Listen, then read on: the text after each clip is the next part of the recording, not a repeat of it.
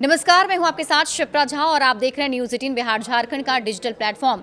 पश्चिम बंगाल में तृणमूल कांग्रेस की सुप्रीमो ममता बनर्जी को बहुत बड़ा झटका लगा है। टीएमसी के 3 वरिष्ठ नेताओं और राज्यसभा सांसद ने बीजेपी का दामन थाम लिया। बीजेपी में शामिल होने वाले इन 3 प्रमुख नेताओं में सुखेंदु शेखर रॉय, सुष्मिता देव और प्रकाश चिक बड़ाई के नाम शामिल हैं। बीजेपी के वरिष्ठ नेता और राज्य बीजेपी अध्यक्ष शमिक भट्टाचार्य ने तीनों नेताओं के बीजेपी ज्वाइन करने की आधिकारिक घोषणा भी कर दी। बीजेपी नेता शमिक भट्टाचार्य ने बताया कि तीनों नेताओं ने आज ही आधिकारिक तौर पर बीजेपी की सदस्यता ली है। बता दें कि इन नेताओं ने बीजेपी में शामिल होने से पहले राज्यसभा की सदस्यता से अपना इस्तीफा सौंप दिया था। शमिक भट्टाचार्य ने सुखेंदु शेखर रॉय, सुष्मिता देव और प्रकाश चिक बड़ाई को बीजेपी का पट्टा पहनाकर पार्टी में स्वागत किया है।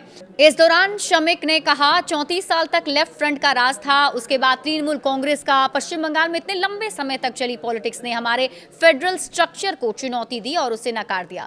सेंटर के साथ सहयोग करने के बजाय टकराव का रास्ता अपनाया गया, जिससे सारा डेवलपमेंट रुक गया। उन्होंने आगे कहा कि इसी बैकग्राउंड में और नरेंद्र मोदी की लीडरशिप में अपना भरोसा रखते हुए 3 सांसदों ने तृणमूल कांग्रेस से इस्तीफा दे दिया है।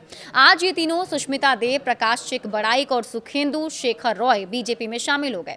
ये तीनों एमपी ऐसे दिग्गज हैं जिनका राज्यसभा में परफॉर्मेंस सबको पता है। तीनों नेताओं का स्वागत करते हुए शमिक भट्टाचार्य ने कहा कि हमारे लिए खुशी का मौका है और पूरी बीजेपी खुश है।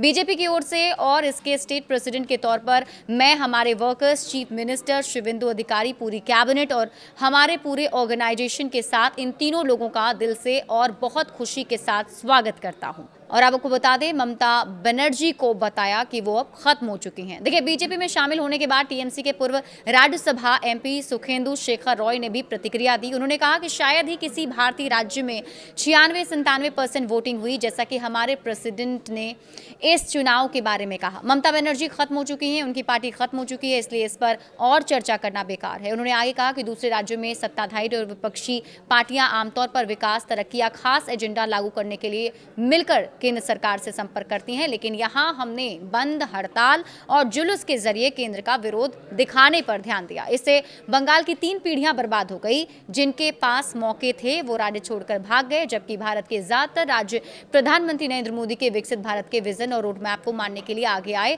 हम चोरी में बिजी थे, हम लुटेरों और बलात्कारियों को बचा रहे थे, तो ये बड़ा हमला उनकी तरफ से ममता बनर्जी पर बोला गया।